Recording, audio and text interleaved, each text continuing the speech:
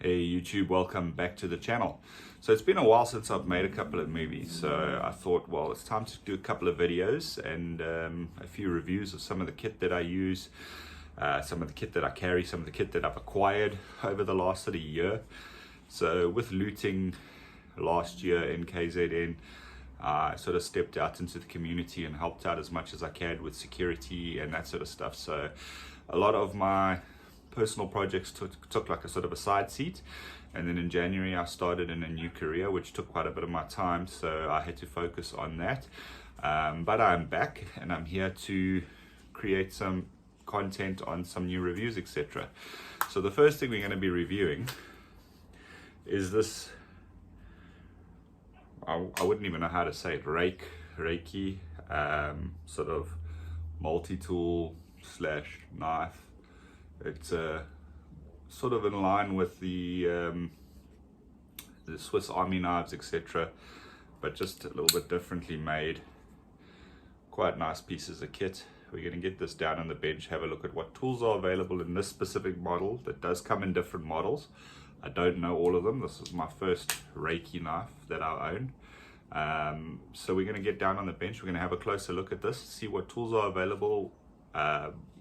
Just to point out at first, what I do find with this specific tool, let's call it a tool, is that it is fairly heavy, fairly well made, and very well constructed. I mean, it's got like this Makata type G5 sort of handles. It's got a really nice blade on it, quite decent, strong blade, and some pretty decent pieces of kit. So let's take a closer look. Right, so here we have the knife on the bench.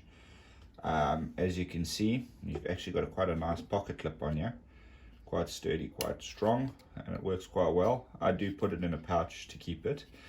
Then of course you've got your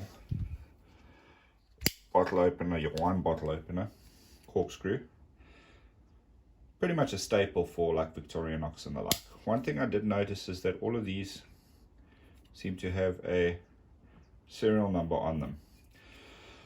But before I go into any more details, here's some more things of interest. There's a glass breaker over there for breaking windows, etc. There is, if you look on the edge over here, a fairly nice pair of tweezers, stainless steel tweezers, which resides inside the handle of this knife, which I didn't know about until quite recently. Very nice. Sorry, I do have a bit of a flu. Then here you've got your nice big blade. Comes really sharp, decent for any sort of bush crafting, or it gives you this little, like, there's a bit of a gap over here where you can put some extra purchase down on the blade when cutting. Liner lock. When putting it away, you'll see it stops to there, and you can close it without losing a finger. Then of course the next tool that I can see here is this pair of mini pliers. Quite nice for doing odd light work, and it is spring loaded, which is quite nice. The one catch is you'll see how the angle changes of the main toolbar here when opening and closing it. Takes a bit of getting used to, but once you got the hang of it, it'll be fine. Next, we have a pair of scissors.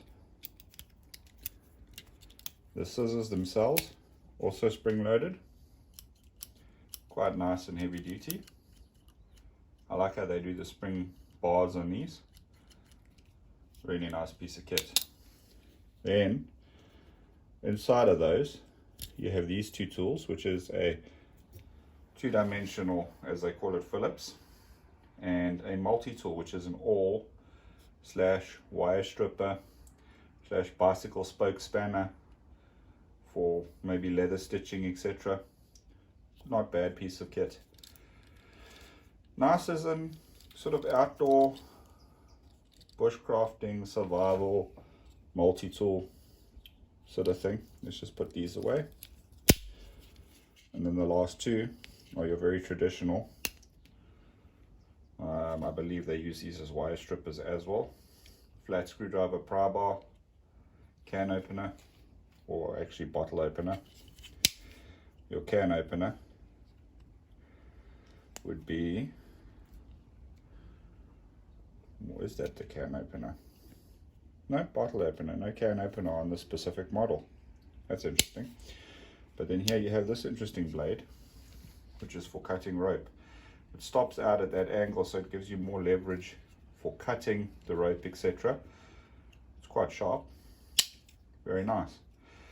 So that's the sort of first intro look at this Ruike multi-tool, and there will be more reviews of this tool coming down the line.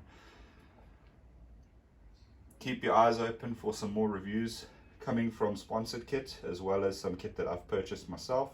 And yeah, let's try and get the channel back alive. Thanks everybody.